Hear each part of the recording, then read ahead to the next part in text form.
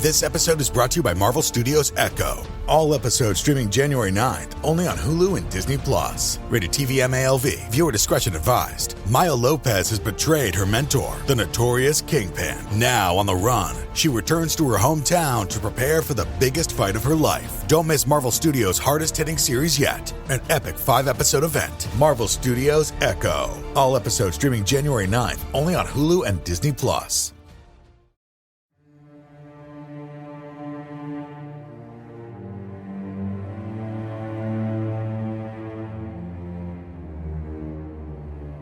Hello, and welcome to the annual teen episode of Scare You to Sleep. I'm your host, Shelby Scott. For those of you who are new this year, welcome. And sort of like the kids episode, the way that was any age up to the age of 12, this special teen episode is made up completely of stories written by young authors from ages 13 to 17. We have quite a few submissions to get through this year, so I won't keep you long here at the top of the show. You saw the episode length. It's definitely longer than a usual Scare You to Sleep episode, but I would like to say thank you so much to everyone who submitted this year, and I hope to see you around next year. Now, let's get on with the show.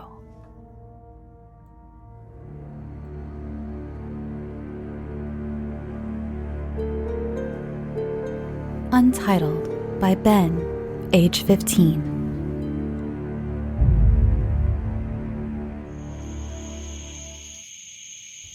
Dale? Dale? I said, with tears in my eyes, as I tried to wake him up. We were driving down a road in a forest. We were on our way back from camping, and it was 12:03 p.m. We were going about 35 miles per hour, just laughing and driving. As we were talking, I heard my name called up ahead. I looked up and saw a woman standing in the middle of the road. "What is that?" Dale asked. "I don't know," I replied as we drove towards her. A deer jumped into the middle of the road. "Look out!" I screamed as Dale swerved to the side. He tried to regain traction, but the back wheel was caught on a ledge, and it took the entire car down the hill. We were flipping down the hill, hitting a bunch of trees and bushes. When we finally reached the bottom, I slowly opened my eyes. "Dale? Dale?" I said, with tears in my eyes as I tried to wake him. No response. It seemed like the engine was going to explode, so I got out as fast as I could. I started to run away, but my leg was cut from the glass when the car crashed. I tried to get away, and the car went up in flames, and Dale was gone. Sitting there, I was just thinking to myself how this happened when I heard my name called again by a woman's voice. Thinking that it could be someone who could help, I started to go towards it, weaving my way through the brush. The calling eventually stopped, and it led me to what seemed like a basement. "Hello?" I asked quietly as I knocked on the door. I went to knock again, and the door abruptly opened. It was a dark staircase that led down to something I couldn't see. I started to make my way down the stairs when the door slammed shut and was locked. When I made my way to the bottom, suddenly, a light turned on. It felt like something or someone was breathing on my shoulder. Their breath was freezing. "Hello?" I called loudly, but no answer. I continued to make my way farther down, but there was this noise that sounded like someone was in the walls. "Help! Help!" Someone called, and I ran towards the noise. "I'm coming!" When I got there, it was a little girl with brown hair and a dress caught in a bear trap, ledged so deep in her leg, blood everywhere. "I'm going to get you out of here," I said, as I tried to think of a solution for her. I didn't know what to do, because she had already lost a lot of blood. I went down to pull it out, and she disappeared, and the lights went out.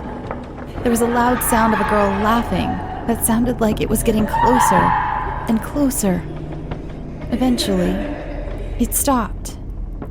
"Okay, I'm getting out of here," I said as I started to sprint back to the door. I stopped right before I got to the staircase because there was a chair with a boy doll sitting on top of it. I looked back, but it was too dark to see anything. When I looked back at the doll, it was no longer in the chair. It was standing up, looking and staring right into my soul. I looked back again, and this time, when I looked back at the doll, there was no longer a doll, but a boy with hair covering his face with a bloody knife in his hand. It was 2:05 a.m., and it seemed like some early morning runners passed by the shed only to hear loud screaming and then silence. He looked at the shed, and the door slowly creaked open. He was going to keep moving, but was pulled in only for the door to shut behind him and lock.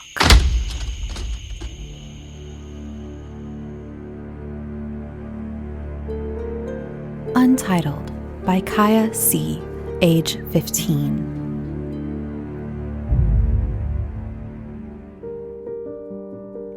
Joseph Hicks wasn't very good at using a cell phone. In fact, he didn't even want a phone in the first place, and he knew he could live without one. But his children insisted. They were adults and wanted a way to contact him. He wasn't going to say no to that. He didn't use it very much, only to contact his kids and his own parents who, just like him, weren't very good at using their devices. It didn't take very long for his phone to cause problems, just like he predicted it would. One morning, Joe was doing his routine just like normal, teeth brushing, breakfast, shower, then getting dressed and ready for a day at work. Everything seemed normal, and his phone stayed on his bed during the whole process without being touched once. Before he walked out the door to head to the office, Joe remembered to go back and grab his cell phone, just in case someone needed him while he was at the office. There was a message from a number Joseph didn't recognize. He opened up the message to see what the hell it could be, and what he saw shocked him. The message was a photo of Joe. He looked to be tied up on a table, like someone was getting ready to do stuff to him. He had no memory of the event ever happening, but that was definitely him in the photo. It had to be some sort of prank. He didn't have the energy to deal with it, so he just went on with his day like nothing happened. The next day, the same thing happened. Joseph woke up and did his normal routine. Then, when he came back to get his phone, there was a message from a different number. This time, it was another picture of him, except there was a bruise on his face, like he had been punched. Someone had hurt him. Now that it had happened twice, Joe was beginning to grow concerned. He decided not to bring his phone to work just in case whoever was sending these scary pictures was tracking him. This didn't seem to fix anything. When he got home and took another look at his phone, there was a picture of him covered in blood and cuts. It was getting worse. If the pictures progressed, eventually, he would be dead.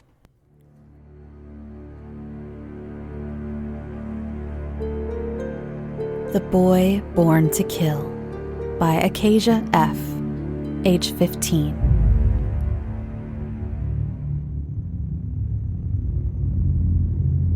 A boy who was born to kill.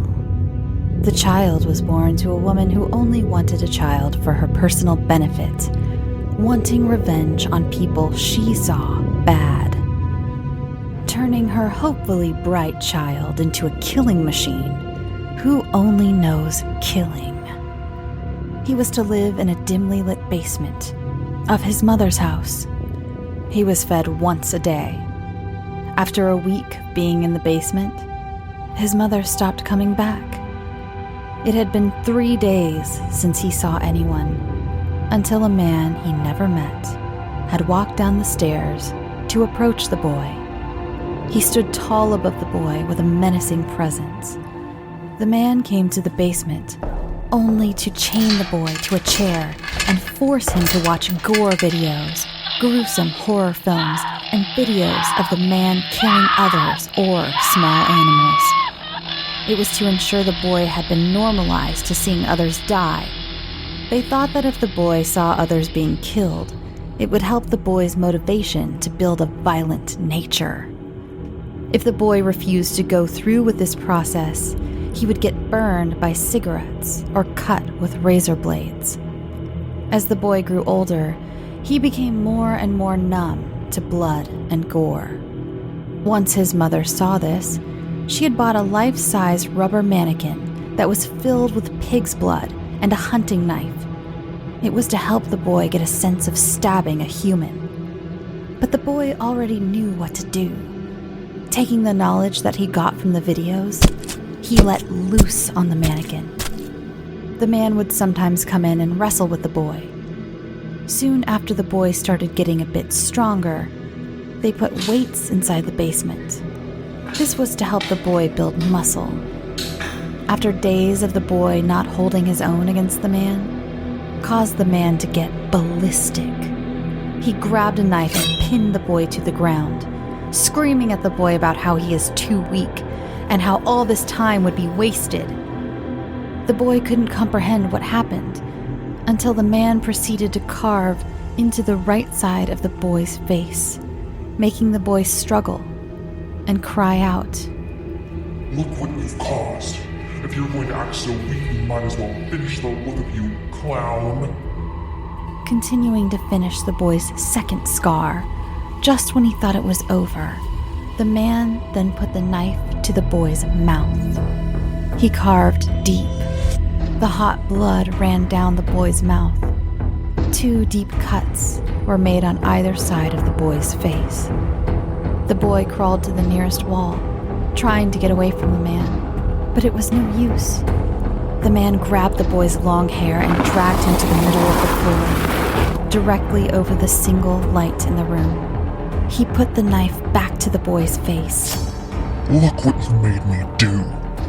While holding the boy's hair. The man used the tip of the knife to cut the boy's eyes and made slits in them. The boy screamed his lungs out as the continuous torture happened. When it's finally over, he had now 2 scars over his eyes, cuts in the corners of his mouth, and blood-stained eyes. This event pushed him over the limit, now knowing not to step out of place and be stronger. After 20 years of gruesome abuse, trauma, and numbness, the boy was finally ready, almost a replica of Jason Voorhees, feeling nothing but rage and the knowing of to only listen to his mother. The night the boy planned to kill his first victim finally came. His mother showed her face to the boy after years of not. "Here!" She gave him a mask. It was tarnished, old, and looked like it had been used already. The eyes were terribly carved out by a dull knife, and a gruesome big smile with sharp teeth lay at the front. The straps on the mask were made of an old belt. The boy put the mask on and felt something he had never felt before. "Kill them, Daz. Kill them all for me," she said as handing her son an axe. And that's what Daz intended to do.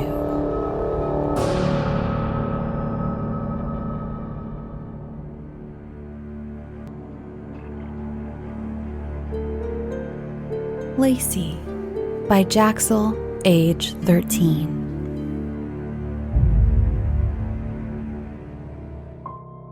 My little sister got a doll for her birthday recently. It has silverish skin with sharp blue eyes, half white, half gray hair, with mushrooms growing out of its head, and a black shirt with those weird shoulder sleeves, and then a white ribbon around its neck. She called the doll Lacey.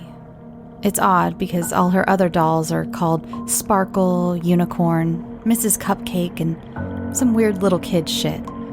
I never thought much about the doll, though, until I found it in my room one day. Christy, damn it, come get your stupid doll. I yelled toward her room. Lacey! She giggled as she saw the doll. There you are. Keep your dumb doll out of my room.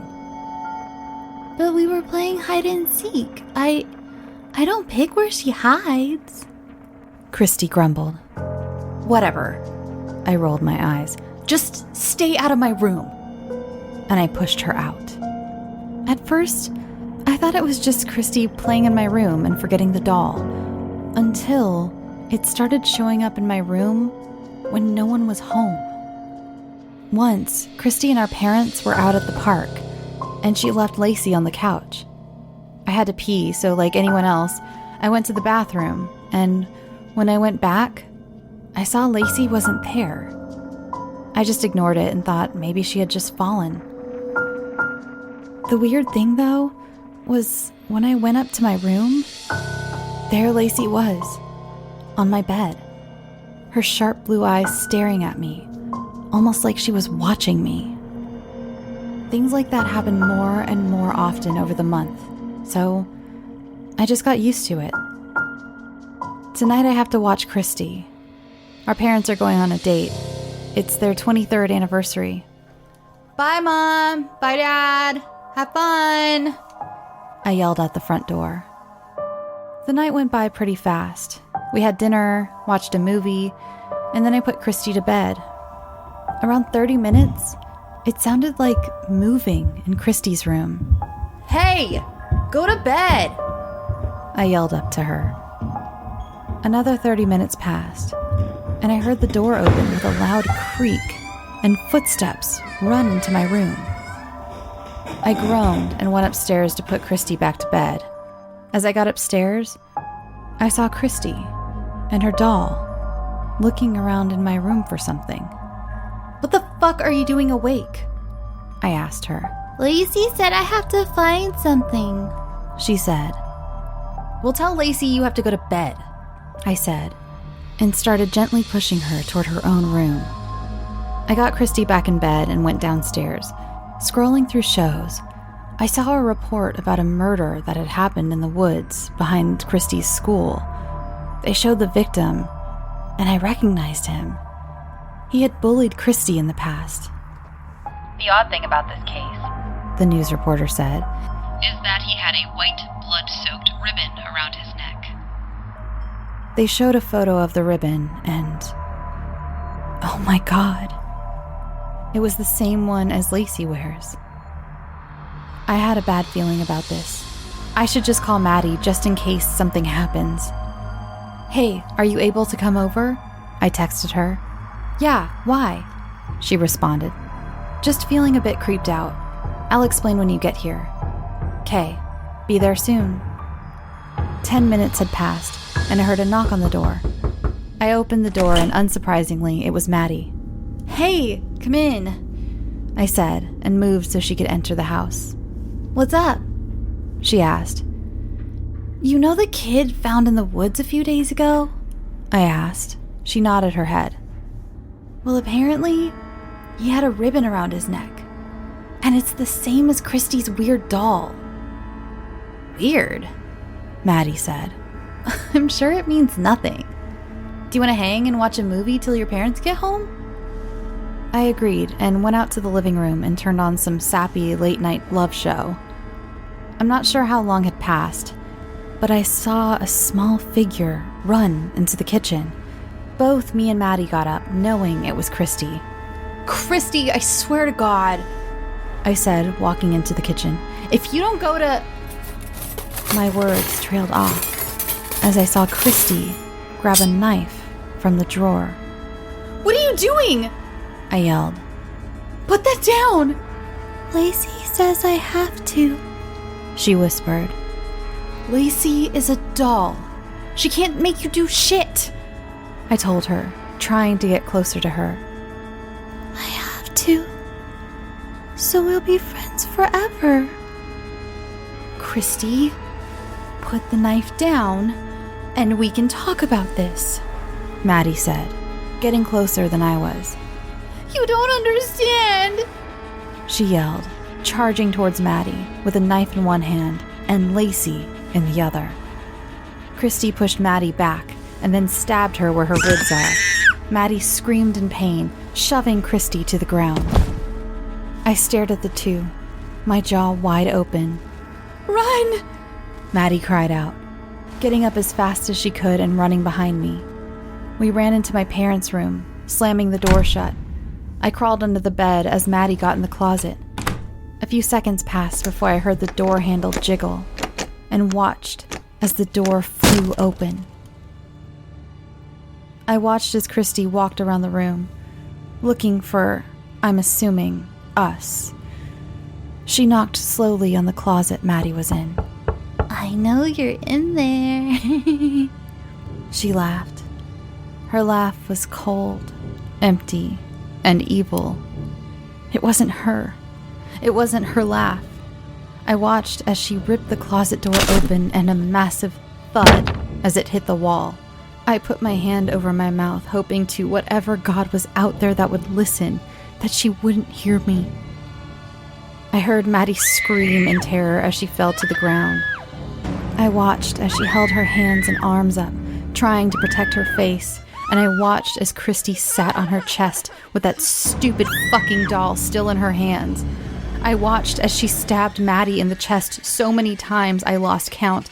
All I could do was try not to make a sound as I watched my best friend's blood get spattered everywhere, including on me. The sound of the knife hitting her chest each time caused shivers down my spine. I gagged as blood somehow managed to get into my mouth. As Maddie stopped moving, Christy got off her chest and sat by her bed. I witnessed in horror as she started cutting at Maddie's throat, trying to cut it off. After countless minutes, I watched as Maddie's head rolled a few inches away from her body and closer to me. I stared into Maddie's dead, cold eyes, wanting nothing more but to break down and cry. Christy picked up Maddie's head and positioned her so that her neck lined up with her body. I saw Christy grab a ribbon from her PJ pocket and tie it around Maddie's neck. It was the same white ribbon the dead boy and Lacey had. Was she trying to reattach the head to her body? Ebony, She said. I know you're in here. Just come out and play. I tried my best not to cry. She's gonna find me. I'm gonna die. As only a few seconds passed, I froze as my parents' bed moved. How was she pushing it by herself? She's only 6. Christy, please, I said, muffled by my cries. My whole body was revealed. I sat up and pushed myself against the wall. You did this to yourself, Christy said. We could be happy, but you're just mean. I'll change. Please. I cried, trying to change her mind. They never change. She yelled, but it was like 3 of her screamed all at the same time. Lacey is my only true friend, and she says I have to kill you, I will. Christy, please, I mumbled, but it was too late. I felt the cold metal blade pierce my skin and go into my chest. I felt the blood trying to escape my mouth. I felt my soul leaving my body. I felt each time she did that, the pain slowly getting less and less, and I slowly left my body. As everything started turning black, I heard a voice that wasn't Christy's go. We'll be best friends forever. Covering the whole room with the vision I had left, I saw Lacey's ribbon fall down and Lacey's head soon following. A scream left Christy as I took my last breath. As everything went black, and I left my body. I felt the warm splash of blood hit my body. If only she didn't get that damn doll.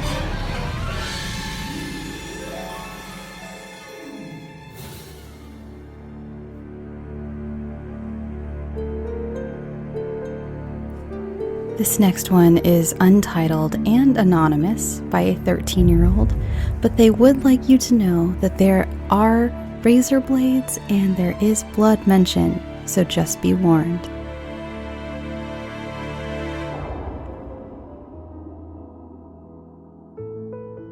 Dear Brad, today I found something rather peculiar in the creek. It's a tiny pocket mirror. Bits and pieces are missing, and the outside is broken. It seems like something I could bring next time I see you. When I brought it home, Mom said to throw it away instantly. Instead, I took it up to my room. Currently, it's sitting in my sock drawer, under the socks Grandma knitted me for Christmas 2 years ago. Come to think of it, that was the last time I saw you. I remember it very vividly. We went outside in the snow and played for hours and hours until our noses were red and runny. After, we drank hot chocolate. Mary had spit hers out because it was too hot. She got a nasty burn. In fact, she still talks about it today, even though it's already healed. School starts soon too. Mom is sending both Mary and I to Beckerson Prep this year. She says it's to help me get into college. I would rather stay at public school with Henry and Nick. I'm pretty sure you met them a few years ago when you came to visit. I remember all 4 of us playing down by the creek that day too. Nick had fallen into the creek and couldn't get out, so all of us jumped in and saved him. The water was filled with algae and garbage that day.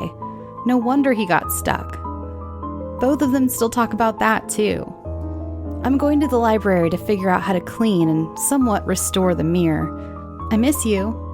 Landon. Dear Brad, I went to the library yesterday. Weirdly enough, when I tried finding books about repairing mirrors, I found nothing. And when I asked the librarian, she said they didn't have any. But when I did a little bit more searching, I found a book on mirrors themselves. It's called Mythical Mirrors. I took it home with me, making sure that it was out of sight. If Mom found the book, she would know that I still had the mirror, and that wouldn't be good. I've been reading the book, and it seems like a bunch of rituals on how to contact the dead. I might try one tonight when the bell rings 12. The ritual says that I need a bottle of alcohol and a knife. When the clock chimes midnight, I need to cut myself and use the blood to write my name 3 times. After, I need to soak the paper in alcohol and rub it on the mirror. Spooky, right? The alcohol and knife won't be hard to get because I already know the code to the safe where Dad keeps his alcohol, and I got a pocket knife for my 12th birthday. The hard part is trying to cut myself in the middle of the night without making a sound. I guess I'll try. Tell Grandma I said hello. Landon. Dear Brad, the ritual was interesting, to say the least. Cutting myself was quite easy. I found a razor in Father's cabinet and used that instead of a pocket knife. I also chose some vodka in the back of the cabinet for the alcohol, too. When the ritual was done, I started seeing shadows when I peered into the mirror. I don't know if it worked. I'm going to try it again tomorrow. I will update you as soon as possible. Landon. Dear Brad, performing the ritual again was a terrible mistake. After rubbing the paper on the mirror, I heard a voice. It said, "You will burn. You will pay." I'm somewhat freaked out and I have no idea what to do. I'm hoping this is a figment of my imagination and that none of this is real. The shadows appeared too. I saw them when it was getting dark. I'm going to return the book and pretend like none of this happened. I hope it works. Wish me luck. Landon. Dear Brad, I keep seeing them. The shadows. They're appearing more and more often now, even in broad daylight. I can't escape. I told Mom. She said I was crazy, and if I didn't stop, she would send me to one of those schools for the delusional.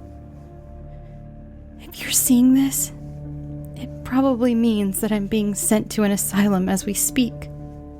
I have sent the mirror to you. Whatever you do, don't look. Landon.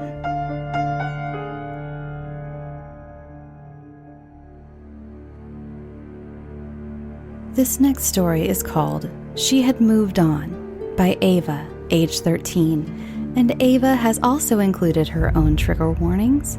Trigger warning: affair, gore, miscarriage, suicidal thoughts, brief self-harm. Thank you, Ava.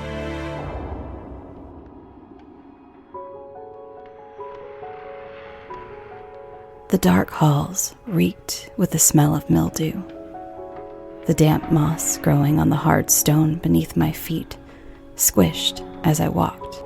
These familiar halls, the ones I had once called my home sweet home, were now wrecked with the toll of time. How it devastated me to know that this place, with all its gloominess, was being torn down. I was calm as I strolled through the house. I had come back to say goodbye, even though the house wasn't much. It was where I had grown up.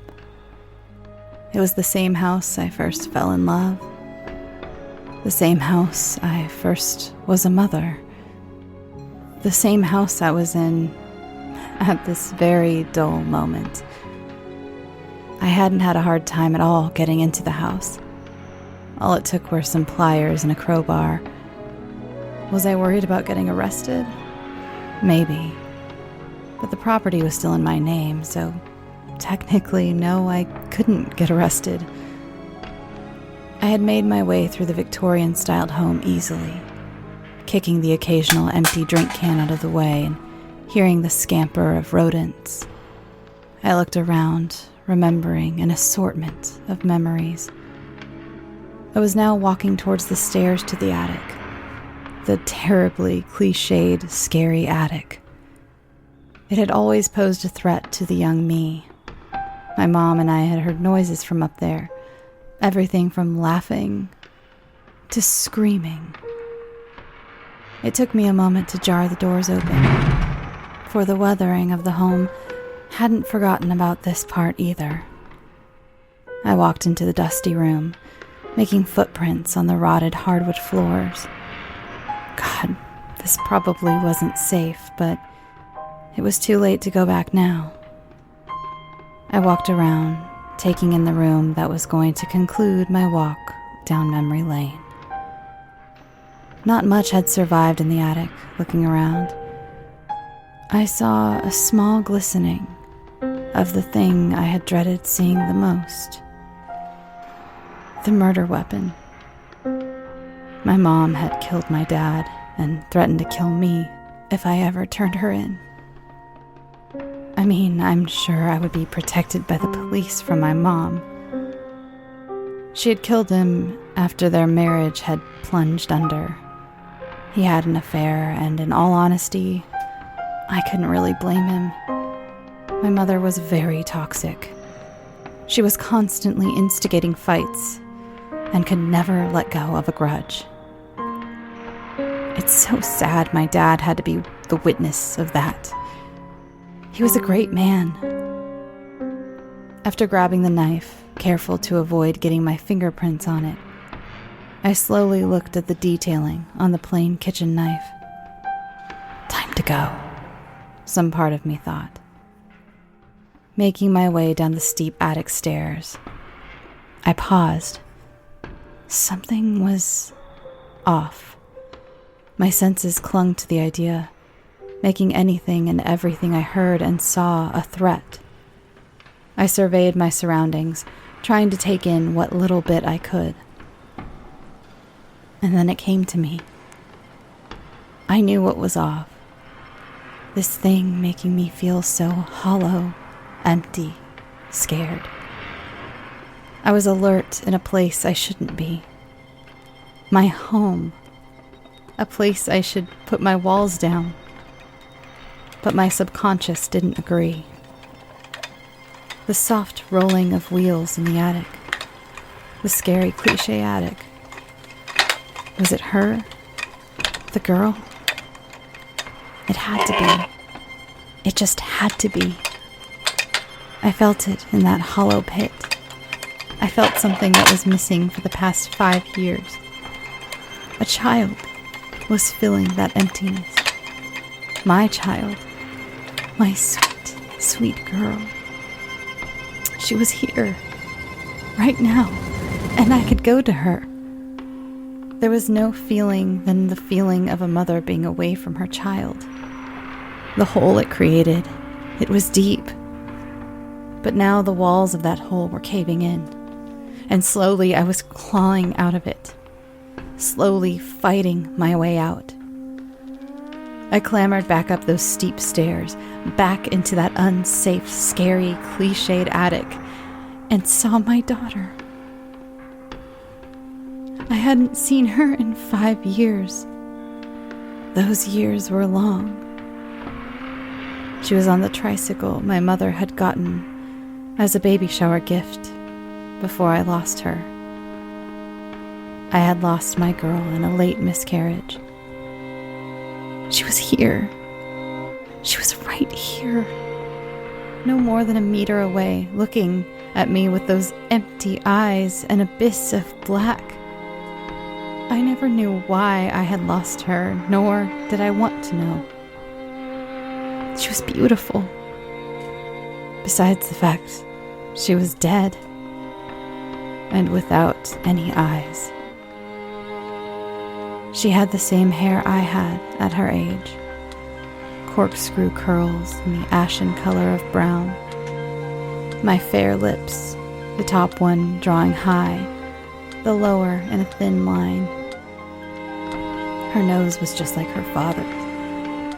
A little nose, a button nose, small, petite, fitting her frame perfectly. Something hit me then, almost like a possession. It hit like a wall of bricks. I could be with her, in this house, forever. I already had what I needed, and I looked down at the knife as if I were asking it for permission.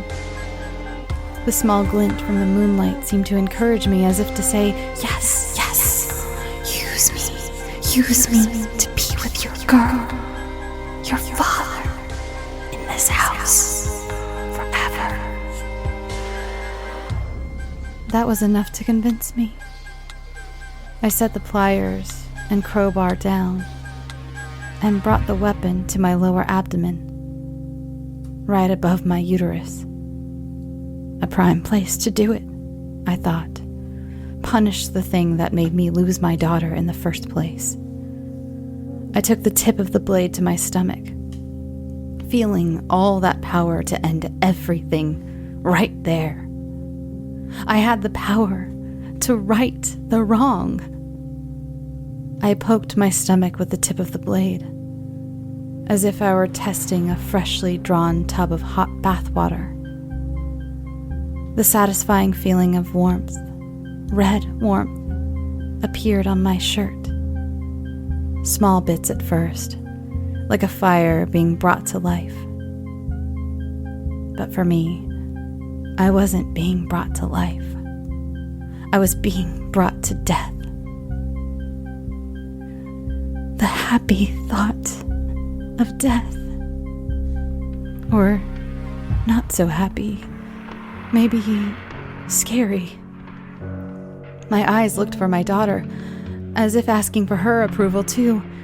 I knew I could be with her, touch her, help her, watch her grow up in her ghostly life, in this ghostly home, torn down or not. She looked at me with her empty eyes, approving, permitting the doom I was bringing upon myself. I brought the blade to my stomach, pressing hard this time. The feeling of warmth came again. Stronger this time. Much stronger. Soon it was turning into a searing, hot pain. My loose-fitting white t-shirt was now red, my absolute favorite color. Or at least, now it was. The whole time this was going on, I was looking at my girl, who I had named Catherine. She was there, so deadly alive, sitting there like that on her tricycle. I saw the sadness she had. I mean, of course she was sad. She was unwillingly dead. Catherine had died so close to being alive. It was as if, for her, she was running a marathon of life. So close to the finish line. So close. Meters, feet, inches, centimeters, millimeters, now. And then she falls. She gets bruised up, bad. And she can't run anymore. This marathon was her life. It was over. Other people were lucky and crossed the finish line, but not her. That's when I realized I didn't want my marathon to be over. My baby, my sweet Catherine, was dead. There wasn't anything to do to fix it. She was gone. I looked up then, after I had been closing my eyes, and saw she was gone. She was better now. I could feel it. The hollow hole of being away from my child was filled now. It was full and overflowing. I was relieved. I walked, more of a limp now, once again, down the stairs to the attic and through the mildewy halls, the moss-covered stone floors, and out the busted door. She had moved on, and so should I. Now, I was headed to the police. I wasn't, however, going to move on from the thing my mother had done. So I hobbled, the fresh wound reminding me of my baby I never had. The end. Hey there, it's the new year. You've got mood boards and resolutions, and work is back in full swing, and you don't need any extra stress in your life. And Factor's ready-to-eat meal delivery takes the stress out of meal planning and sets you up for success in the new year. Skip the grocery stores, prep work, and cooking fatigue. Instead, get chef-crafted, dietitian-approved meals delivered right to your door, with over 35 meals to choose from per week, including options like keto, calorie smart, vegan plus veggie, and more. Plus over 55 weekly add-ons. You'll have a ton of nutritious and flavorful options to kickstart your resolutions. Forget frantic lunch preps and rush dinners. Factor's 2-minute meals are your secret weapon in the new year. Fuel up fast with restaurant-quality meals, all delivered right to your door. Factor now offers loads of snack options like breakfast, smoothies, juices, snacks, and more to keep me going no matter what's on the schedule. Skip the overpriced takeout trap. Factor is cheaper and way more delicious than takeout. Get chef-crafted, restaurant-quality meals delivered right to your door. They are ready to heat and eat in just 2 minutes, which means more time for you. Need a special occasion meal? Gourmet Plus is the perfect solution if you're looking for fast, upscale options done easily. When things get hectic, Factor is flexible. Change up your order every week with plans from 4 to 18 meals per week. Or pause or reschedule your deliveries anytime. Stress less over meal times in the new year. Factor's no prep, no mess meals free up time otherwise spent on shopping, cooking, and cleanup. No more wasting time in the kitchen. Not only does Factor offer fast, simple solutions when I'm too busy to cook, they also help me stay on top of my goals. With offerings like Protein Plus and Keto, I can stay on track. This is definitely going to come in handy for my New Year's goals. Factor has everything I need for a week of flavorful, nutritious eats. In addition to ready-to-eat meals, they have cold-pressed juices, smoothies, energy bites, extra protein, veggie sides, and more to keep me energized during frantic times. Head to factormeals.com/scareyoutosleep50 and use code scareyoutosleep50 to get 50% off. That's code scareyoutosleep50 at factormeals.com. As many Scary to Sleep fans know, I've been going through a lot of changes in my life, and one thing I've been doing is getting my finances much more organized, and that includes paring down some of the subscriptions I pay for. It feels like everything is a subscription these days, be it for the gym or streaming services or music, the list goes on, and something that has helped me tremendously is Rocket Money. They not only helped me cancel subscriptions that were a pain to try to do myself. Have you ever tried to deal with some of these companies directly? It's just a headache. Rocket Money also alerts me when the subscriptions I did keep go up in price, giving me the ability to weigh my options and keep those little extras that add up oh so quickly in check. Rocket Money is a personal finance app that finds and cancels your unwanted subscriptions, monitors your spending, and helps lower your bills. I can see all of my subscriptions in one place, and if I see something I don't want, I can cancel it with a tap. I never have to get on the phone with customer service. Rocket Money has over 5 million users and has helped save its members an average of $720 a year with over 500 million in canceled subscriptions. Stop wasting money on things you don't use. Cancel your unwanted subscriptions by going to rocketmoney.com/scareyoutosleep. That's rocketmoney.com/scareyoutosleep. rocketmoney.com/scareyoutosleep.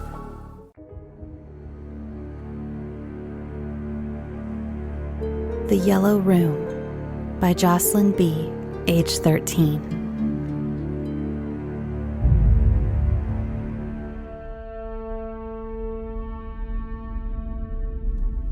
She was 10 years old. It was the year that would live on in infamy during the London Blitz. These were the only things she remembered about the outside world before coming to the hospital.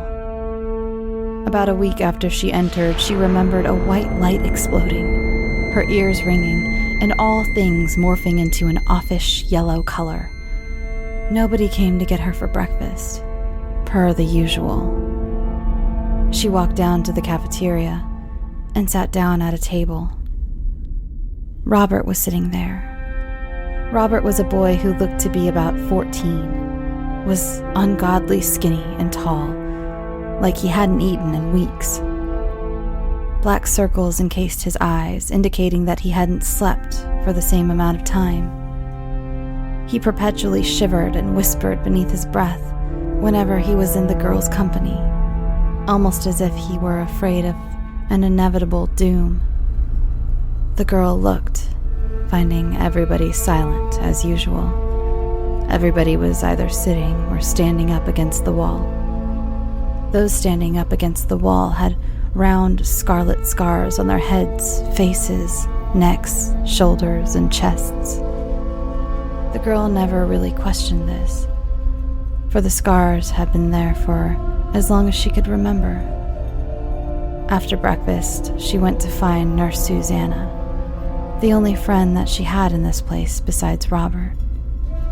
The girl asked around the hospital, but nobody answered. She believed this would happen. She checked the break room, and there was Nurse Susanna, standing against the wall. The break room only had a few pieces of furniture, a yellow couch, a cabinet, and a phonograph, which played Puttin' on the Ritz, sung by Fred Astaire on repeat, despite the song being over a decade old. The phonograph sat on a very high-up shelf on the left wall. The break room also had yellow floral wallpaper that she found quite beautiful. Nurse Susanna, like most of the nurses, wore a pastel yellow dress uniform with a red cross on the apron and her cap. She had very dark brown eyes and hair, which was in a tight bun at the back of her head. She was larger built, which suited her curves. Nurse Susanna's one constant flair was the victory red lipstick she'd worn from the day the girl first met her. Her neck was always oddly angled and leaned toward her right shoulder. The girl remembered how she would listen to Nurse Susanna talk and complain about things with the other nurses. Nurse Susanna had always been interested in makeup and things of that nature. Nurse Susanna was clasping a letter from her husband, who was stationed somewhere in Germany. She hadn't talked about anything for the past few days. The girl simply stared at her for hours. At noon, the girl realized that she hadn't taken her medication. "Don't worry, Nurse Susanna," she stated while exiting the room. "I'll be back. I need my medication." No response. The girl wandered over to the staff-only room where the medication was kept. She read the bottle, shook out one tablet, like the label said, and popped it into her mouth. Within minutes, everything cleared from that blurred yellow to its original color. The entire scene cleared, became the reality it was. Everything was broken, on the floor, and highly damaged except for a few cabinets and smaller objects. She scrambled to the hallway, only to discover more horrors waiting for her. The people standing up against the wall weren't really standing there. Instead, nails driven through their heads held them up like a psychopath's chosen art. All were misshapen and dead. The scarlet scars were where the lobotomy spikes were forced into their bodies and into the wall to keep them standing. Of the people on the chairs, Robert was the only one still living, though death was obviously knocking impatiently at his door. The girl screamed, realizing what had been done. She looked at the break room. It was yellow and floral. Hope. She sprinted across the hallway and into the break room, turned around and shut the door.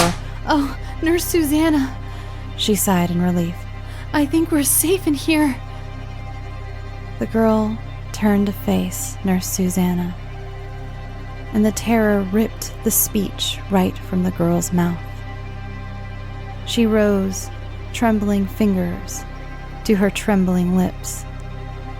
Nurse Susanna was secured to the wall by a rusty lobotomy spike, just like everyone else. Her broken neck was always at that angle that was oh so familiar. Covered in dust and blood, her neck lay limply on her shoulder. In a panic, the girl screamed and ran into the halls of the break room, tearing at the wallpaper in a hysterical fit, trying to get out. She slammed into the left wall. She looked up, only to see the shelf leaning and the phonograph teetering. She had no time to move. Death was upon her. There was no escaping the horrors that she and the bomb had done to the hospital. She screamed. Then, absolute silence.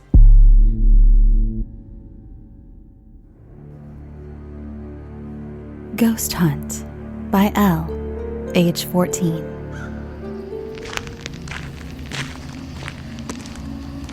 My footsteps echoed in the mist. Dead leaves crunched and crackled under my feet. I thought about leaving. I thought about just messaging Sam that I was feeling sick or some other lame excuse like that. I thought about just hightailing it out of there and pretending it never happened. But I couldn't do that now. Sam would think I was a chicken and I would never live it down. I was one of the cool kids, and cool kids never chicken out. I sat on a tombstone and waited. Glancing at my watch, I realized that it was 11:52. Only 8 minutes until midnight. "Come on, Sam," I said out loud. My voice echoed across the empty cemetery. "Where are you?" I waited, pacing up and down. 7 minutes, 6, 5, 4, 3, 2, 1. Then finally my watch vibrated against my wrist and started beeping. It was midnight. I looked up, scanning my surroundings and preparing for whatever was going to happen next. Nothing happened. Sam and I were sure that something would happen. We'd planned for weeks. This was one of the reasons I was so frustrated with him for not being here. Seconds passed. Still nothing. This didn't make sense. We were so sure that something, whatever it was going to happen. I slumped back down, feeling defeated. But then, finally, I saw a figure come sweeping out of the mist. Finally, I thought. It's Sam. He's here.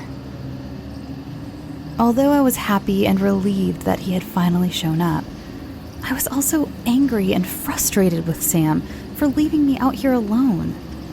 We were supposed to do this as a team, and he was violating our ghost hunting code of honor by being so late. I crossed my arms, assuming an air of grumpiness, and glanced down at my watch to see that it was now a whole 2 minutes past midnight, and we were supposed to meet here at 11:30.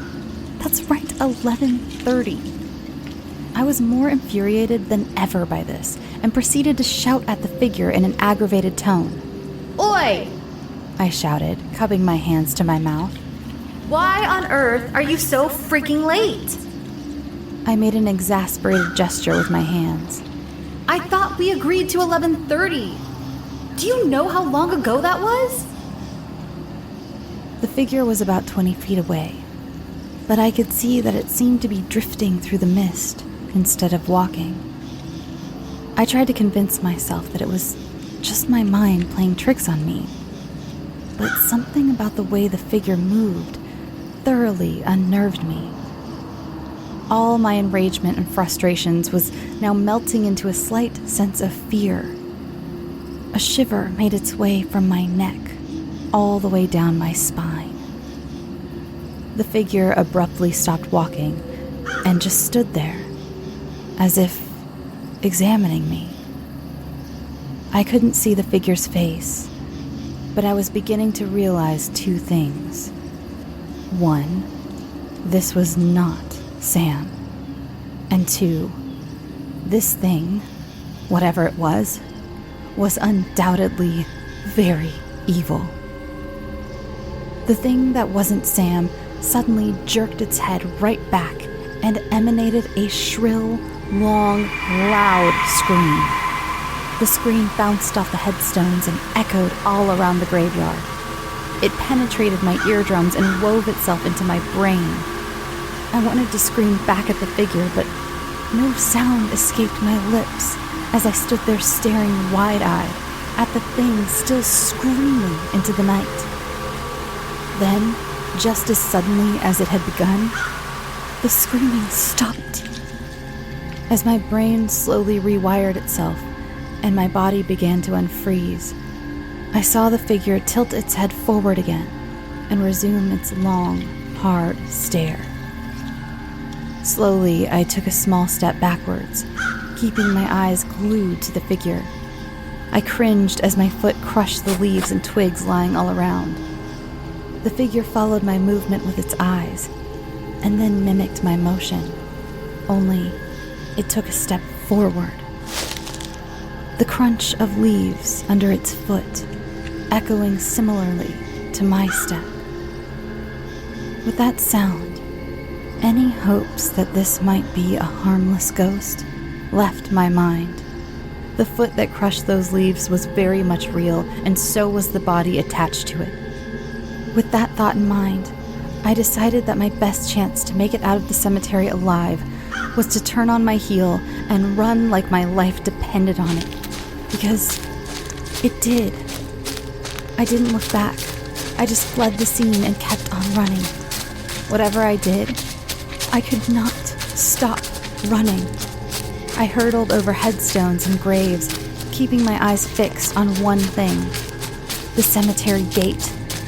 As I came closer and closer to my goal, my adrenaline climbed higher and higher until I slammed into the closed gate and blacked out. When I woke up, I found that I was still lying exactly where I had fallen. In my haste, I had forgotten that I had to climb the gate to get into the graveyard in the first place. I had not thought about needing a speedy getaway later on. I stood up and looked around the graveyard. There was nothing but eerie stillness of the dead, buried deep beneath the ground. I let out the long breath that I had forgotten I was holding. Then a thought hit me. What if Sam had come to the graveyard tonight? The question burned like a flare in my mind. I looked around the bottom of the gate. The ground was dusty and well-trodden, but I could still see the imprint in the dirt where I had jumped down off the gate and into the cemetery a few hours ago. The disturbing thing was, my footprints weren't the only ones imprinted in the ground. There was another set of footprints, similar in size to mine, pressed into the dusty earth. They were undoubtedly Sam's. Knowing this new information pushed me to a new level of fear. If Sam had come to the graveyard, he could still be here. He could still be in the cemetery with that thing. Now, I couldn't leave. Not now that I knew he was here. Not now that I had the chance to save him from whatever thing I had just barely escaped from. I checked my watch. It was 1 o'clock in the morning. I still had time. As I warily walked back among the headstones, feeling ill at all the terrifying possibilities, a final, almost hysterical thought came to my mind. I chuckled dryly. All this just for a ghost hunt.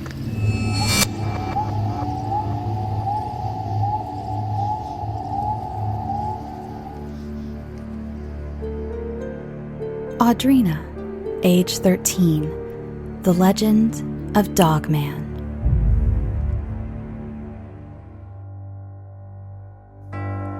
This is my version of The Legend of Dogman. Warning, do not read if scared easily. One night, there was a family camping in a cabin in the woods, down in Cadillac. It was nighttime at the time, and the little boy was about 8, and he was deaf, so he was playing in the light of the window, where his parents could see him. But what he did not know was there was a pack of hungry wolves stalking him in the shadows. His parents tried to warn him, but he was deaf, so he could not hear his parents banging on the windows. But by the time he had noticed his parents, it was too late, and the wolves were attacking the boy. The parents had no choice but to shoot. They missed the wolves and skinned the boy's arm, then the wolves ran off with the boy.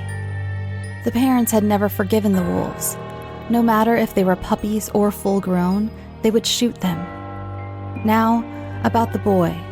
The wolves had taken him as one of their own, and as that boy grew older, he started to change. He grew fangs and claws and a snout. Instead of feet, he walked on just 2 paws. He grew very tall, 7'5" to be exact. And now, every 10 years, he will come out of hiding and remind us he is not dead, but known as Dogman.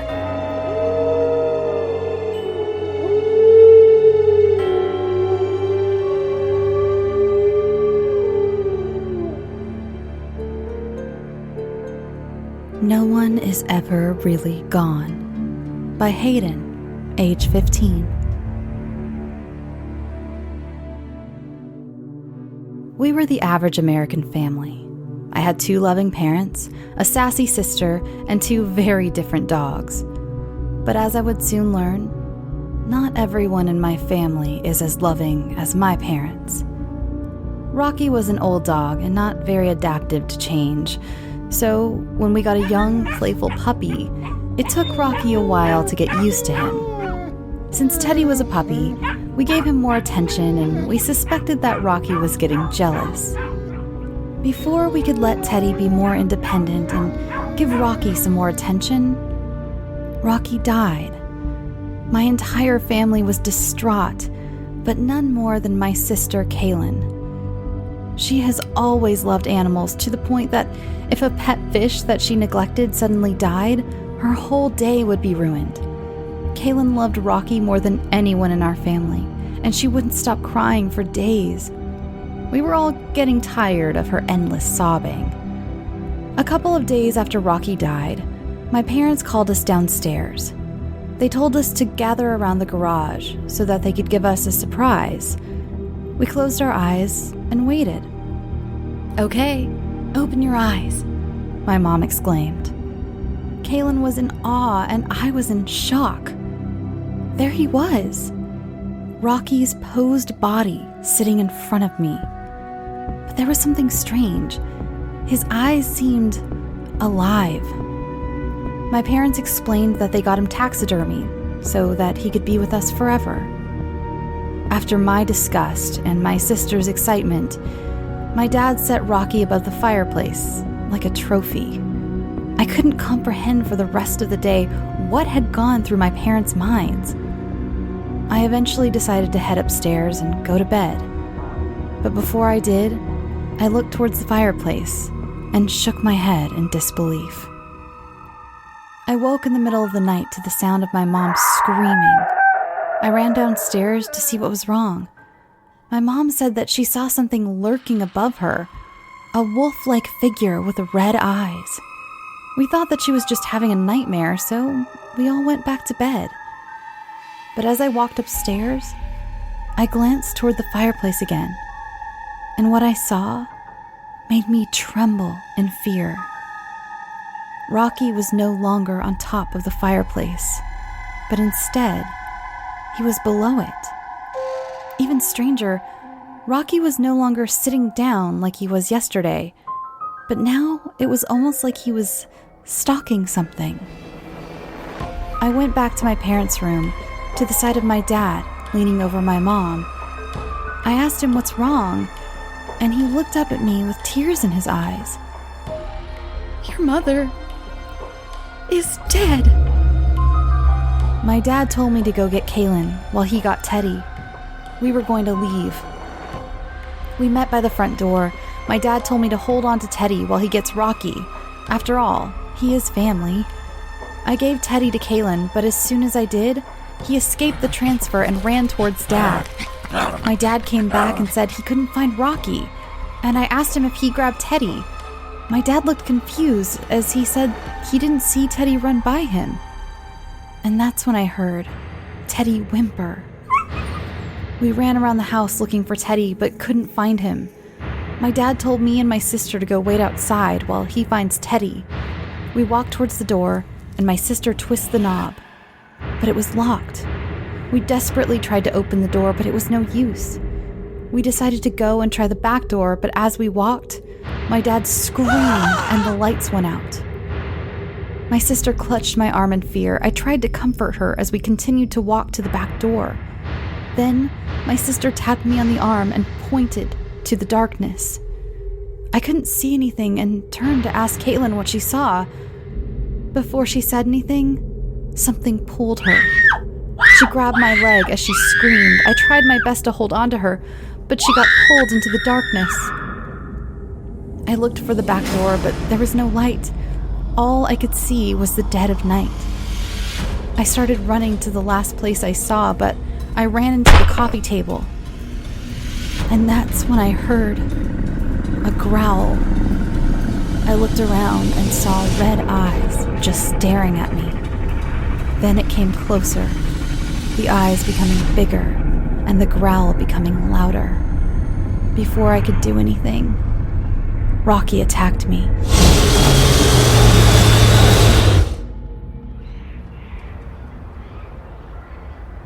As the sun rose over suburbia, no one knew of the horrors that waited inside. All they knew was that Rocky was barking at morning joggers and chasing squirrels along the fence line. Such a good boy.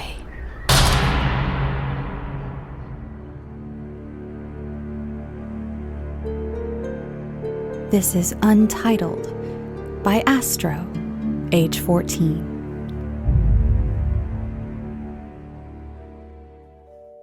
I don't usually start my day early. Today, I'm in the bathroom putting water on my face at 4 in the morning.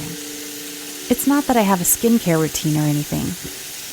I just can't drown out the screams. They won't shut up.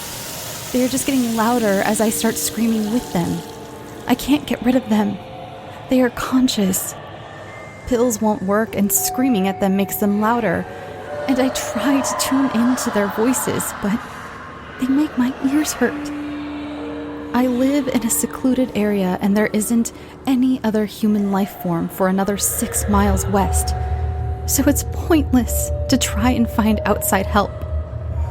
I close the cabinet under the sink and look up at the mirror.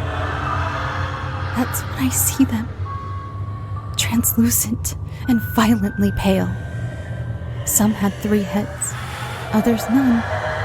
Perhaps 6 or 7 bodies, and if you're counting heads, 8.5. Only for a second, though.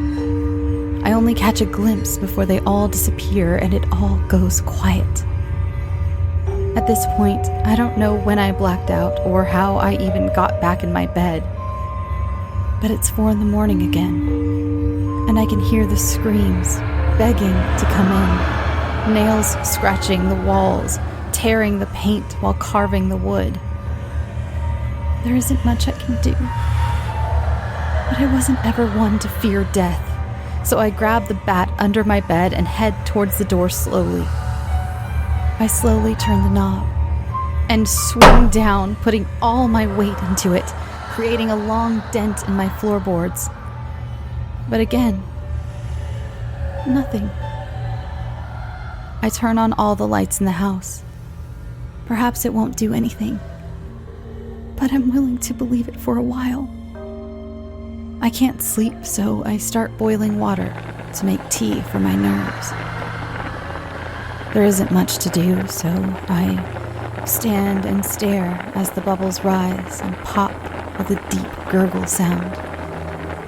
Over and over and over and over and over. I snap my fingers out of the water as scalding forms and skin starts to peel off. I can't tell if the cool air irritates or soothes it, but I just let it be and turn off the stove with it, feeling the pressure hurt like a deep sting that travels through my spine and up. It hurts to touch anything, so I head towards my room and get dressed to go out. Once I step outside, I run as fast as my legs can. Within 10 minutes or so, I can feel myself slowing down as the air seems to burn my lungs from the inside, practically stumbling past trying to keep going. After a while, I find myself collapsed at the entrance of what seems to have been a theme park in another life. Like I said, I don't fear death. There's no reason to. I am death itself. I've taken lives and bodies, but not spirits. Conscience itself is matter.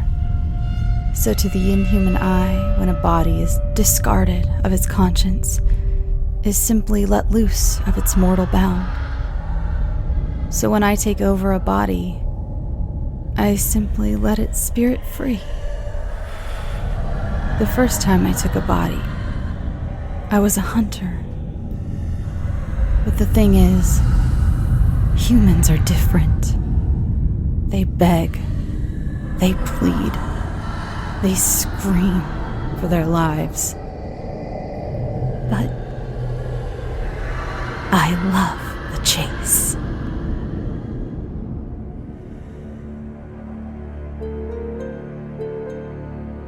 Untitled by Lily Nix, age 15.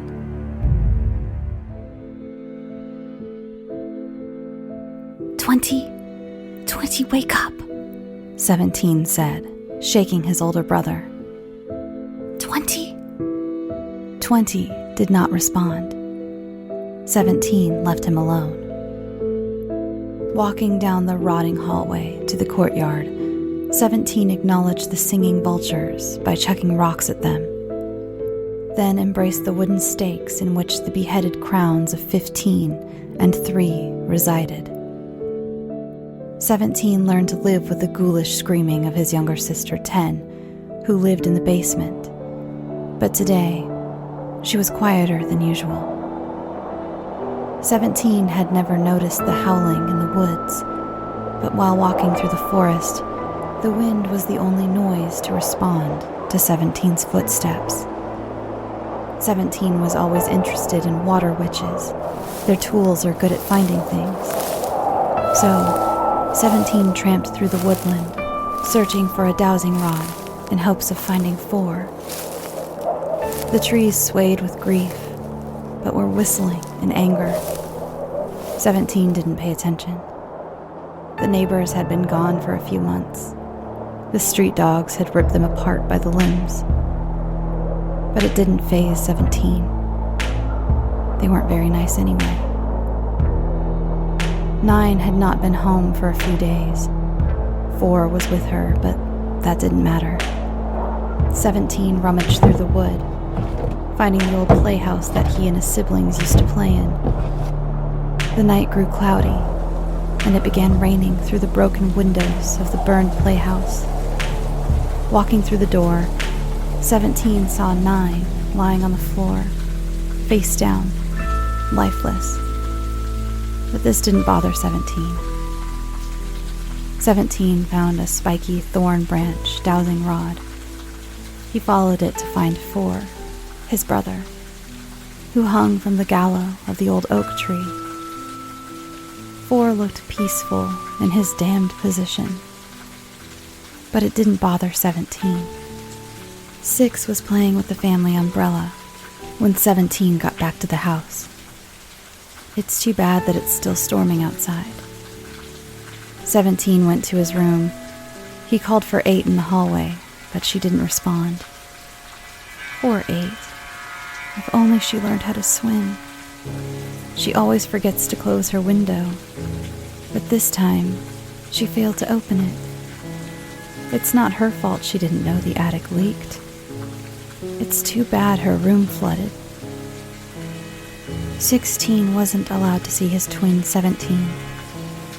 1 sent 16 downstairs to cool off after 17 and he got into a fight, but he lost the key to the basement and did not bring it to the boiler room. 17 found it the other day. It's strange how the basement lock looks like a coffin, yet the key looks like a hand. And it's funny how it was in the living room, in the hands of 15. Somebody forgot to lock the glass showcase. 14 never liked the cold, so a fire was her first choice. I've never understood her fascination for witches, even though I kept telling her, Wicca won't help your trial. She didn't listen. I watched her burn from my window. She was stunning. 17 headed back to the courtyard from his room. 10 wasn't screaming for 2. She was still quiet. 17 went to check on her. When 17 opened the trap doors, 10 stood there, unholily. 11, her demon friend, had possessed her. How sweet. They're finally getting along. Though, sadly, 11 is her demon. But the one down the street looks so lonely.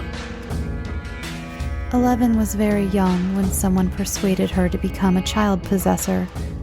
She was just a small girl in the hands of the horned ruler. 17 left 10 alone. She seemed excited to go with 11. I wonder what hell is like. 19 ran away the other day. It's a shame they found her body. She almost won. 18 isn't usually up for games, but 19 insisted on winning. It's unsettling that 19 could have won when the race started. But she never did, because they found her. All she won was a celebration of her decease that she never admitted attending. 18 didn't know where 19 was hiding, so he gave up looking for her. I don't know where he went. I guess 18 is the real winner. They still haven't found him yet. 13, the oldest, has always been the favorite. It wasn't clear why he wanted one thing from all of us. All he asked for was to be left alone. I never thought he meant alone by himself, 6 feet underground. And all alone, he buried himself alive. 2 still doesn't know. 13 told me not to tell, so I won't. Walking down the hill to the graveyard, 17 could still hear him.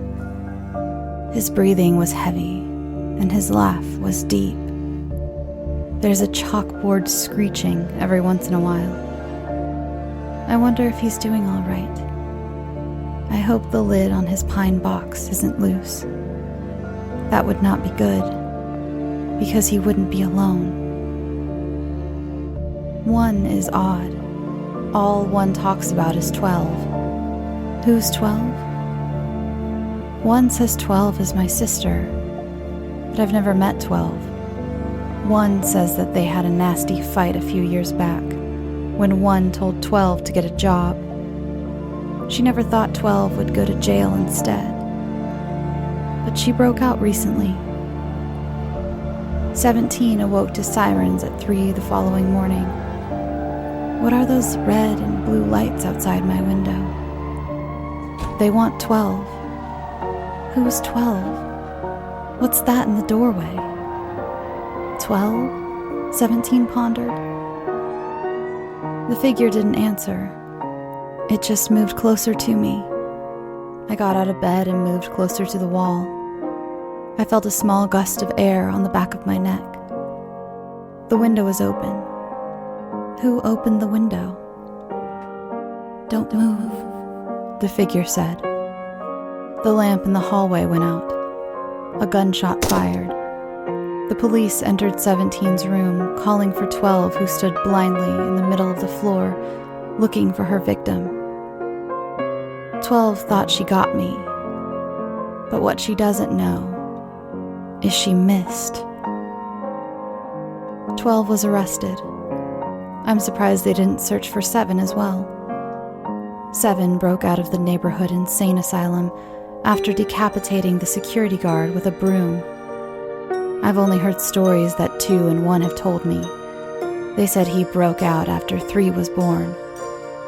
2 said he roams around the property. 1 said you can't see his face because he hides it. And don't try to talk to him because he might hurt you. They also say he's abnormally tall as well. 17 went to bed right after 12 left. He felt fine. 12 didn't bother 17. 17 was used to unusual. It's normal for him. That strange man is back, standing at the foot of 17's bed. Tonight the man has a crowbar. Yesterday it was a sickle. The lights flipped on. 2 stood in the doorway, then began checking under my bed. Lose something? 17 asked. I can't find my sickle or my crowbar, 2 said. I need them for the harvest tomorrow morning. 2 sighed, then stood up from the floor and left the room. You left the light on, 17 beckoned. A black hand came up from behind the dresser and rested on the light switch. Don't worry, I'll get it, a voice said from behind the dresser. Thanks, 7. The light flicked off. Morning crows are the most relaxing way to wake up. 1 wasn't downstairs and 2 was under the tractor outside. The harvest must have been good. He died from excitement or maybe disappointment. Who knows? Both are good. Nope. Neither. He has a big slash on his back. that goes through his chest. I guess 5 was with him. 5 usually goes with 2 to the harvest, or at least I think he does. He helps 2 harvest wheat and carries around a scythe. I never understood what he did with it, but he taught me about it. He even let me use it. I tried using it once on 10, and it quickly became an addiction. Chasing my siblings with it was fun, unless one of them got hurt. Last Halloween, he got me my scythe, but I chose to slowly wean myself off of it. It caused too many problems. I traded my scythe to a woman with an eye patch for something of more value, a cloak. 2 gave me something to trade before he went to the harvest. A nice man with a tail wanted what 2 gave me, and I got a nice pair of horns for it. It was 20's heart. 1 has started giving me nicknames, but my favorite is Foncé. It means dark, but I feel it goes with my soul. The one I have now, not the one I used to carry with me. My old one's with my heart, in the living room, next to 15's hands. Except my case has a lock. It's sweet that 1 let me display it in the living room. I've always wondered why she keeps things close. 1 has been distant lately. She keeps saying she misses me, but I'm right here. It's okay though. Her eyes are getting old. At least I get to see her. The other day, 1 received a telegram that 12 was executed for murder, and I always knew 7 was never alive. 1 and 2 made up stories about a creature so I wouldn't leave the house.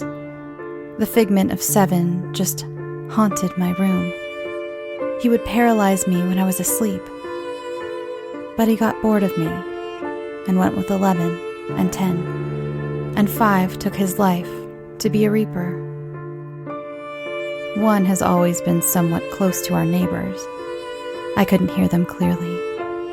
But when 1 talked to the neighbors, they would call my siblings by their names. But they never called me by my name. They always called me something, boy. Even to my face, when they were around, they would call me boy. What was it? Dead boy. I understand now. Good night.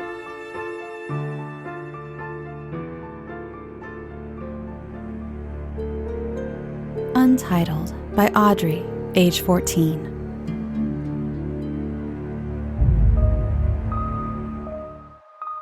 It was the first day of October and everyone was looking forward to Halloween in the small town of Willsbury. The children were choosing their costumes that they would eventually change, teens were planning their attacks on houses, and adults were getting out their credit cards to buy unusually large amounts of candy. To them, Halloween was a spooky holiday that made everyone come together, and no one even dared to ruin the holiday, except for this year. The first day of October had passed, and it was nightfall. A family man named Robert Semmes was out for a run at 7 p.m. The Semmes were essentially the American dream, as were most town folks in Willsbury. That was the first victim of the victims list. It was October 2nd after that, and soon they found a second victim.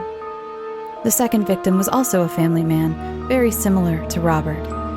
He was found dead at 8 o'clock at night, with several stab wounds. This was a common theme for all the unfortunate deaths. Several weeks had passed, and suburban dads were dropping like flies every day in October. Soon enough, it was Halloween Eve, and the police had no leads. Then, another victim that was named Dan Evans was found. But this time was different. The words, "Wait for the big Halloween surprise," was on Dan's forehead. Police panicked and tried to find all the information they could. They found nothing. So all they could do was wait. It was bright and early Halloween, and what was in the town square made everyone sick. All the heads of the victims on stakes around another head.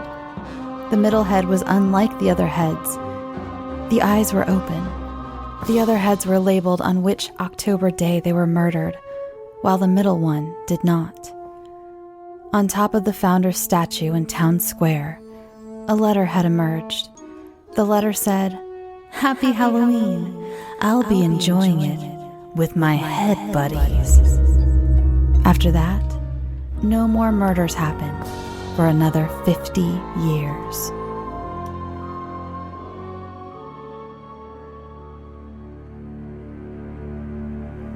The Grave by Cristiana W., age 14.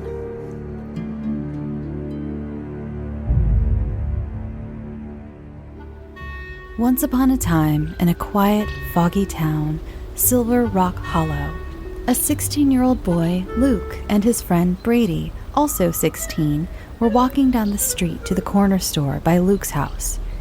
They come across an old compass that was obviously run over by cars multiple times. But, as intrigued teenage boys, they pick it up as they are walking. They don't think anything of it. But on their way back to Luke's house, they find a piece of paper on the other side of the road. They pick it up and open it, and it is very old and you can barely read it. But from what you can read, it says, "I will find you, J.B." Brady and Luke look frightened. They get back to Luke's house and go upstairs to his room. Once they get up to his room, they observe the compass and see that something is carved into the top of it, and it says, "Hartford Grave." Everyone knows about the Hartford Grave. It is basically the only grave in Silver Rock. They decide to go to the grave at 6-ish before dinner. Later that night, Luke's mom calls them down to set the table because she is about to start dinner. They set the table, then walk to the grave. Once they get to the grave, they just walk around with the compass in their hands. Luke and Brady have no idea what they are looking for, but they finally come across another compass, but this one is smaller and gold instead of silver.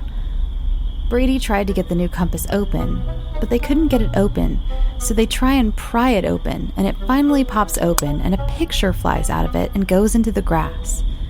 Luke tries to find the picture, but can't. So Brady goes over to the area that it fell, and Brady finds it. It is a picture of an older man and a kid holding up a fish on an old fighting boat. Brady thinks the boy looks really familiar. Little do they know, it's Luke with his dead grandfather.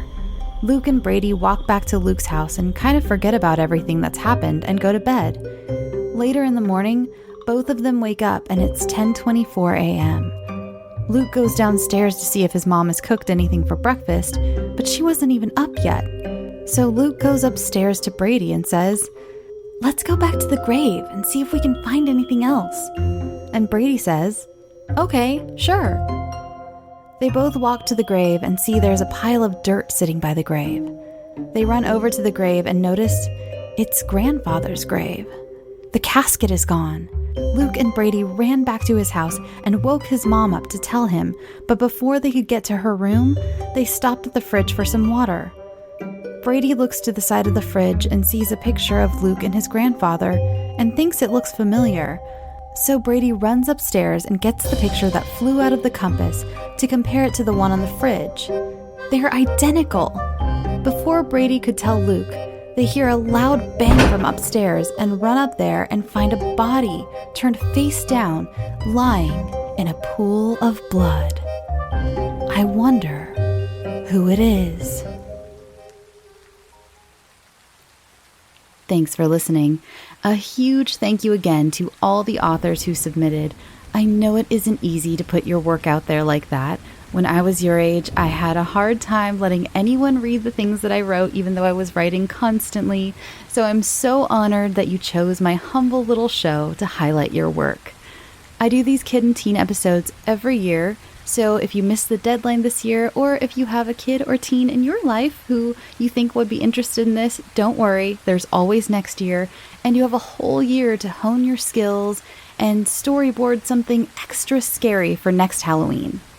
You can follow the show on Twitter, Instagram, TikTok, and Facebook at scareyoutosleep, all one word. If you like this show, then I know you'll love my limited time series with Spotify and Parcast called Mediums, all about the underbelly of the spiritualist movement of the early 20th century. My adult listeners can submit stories any time of the year to scareyoutosleep@gmail.com. Remember to drink your water, go get some sleep, and sweet dreams.